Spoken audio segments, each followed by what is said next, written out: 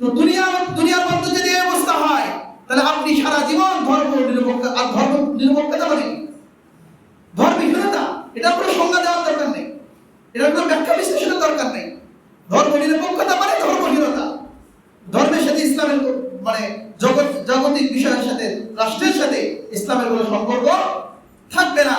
এই মতবাদে আপনি বিশ্বাসী, সারা জীবন আপনি এই পথে কাজ করেছেন, ধর্ম নিরপেক্ষতাকে প্রতিষ্ঠা করার জন্য আপনার প্রাণটা পর্যন্ত উৎসর্গ করে দিয়েছেন। আর আপনি মনে করতেছেন যে ওমা দীনু দীনিয়াল ইসলাম আপনার মুখ থেকে বের হয়ে যাবে, এটা কল্পনা করি। এই জন্য যে আমলের প্রতি উৎসাহী হতে হবে।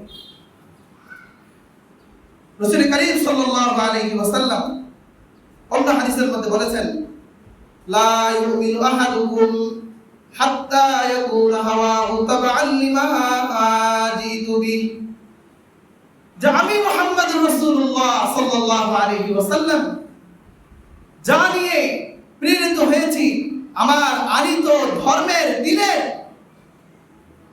যতক্ষণ পর্যন্ত কোন ব্যক্তির কামনা বাসনা চাওয়া পাওয়া, তার আশা স্বপ্ন সব কিছু আমার ধর্মের অনুগামী না হবে, আনুগত্যশীল না হবে, লা ইউমিনু আহাদুকুম, তোমাদের কেউ কখনো মুমিন হতে পারবে না। যে শুধু লা ইলাহা ইল্লাল্লাহ বললো, নামাজ পড়লো, টাকা আছে হজ করে আসলো,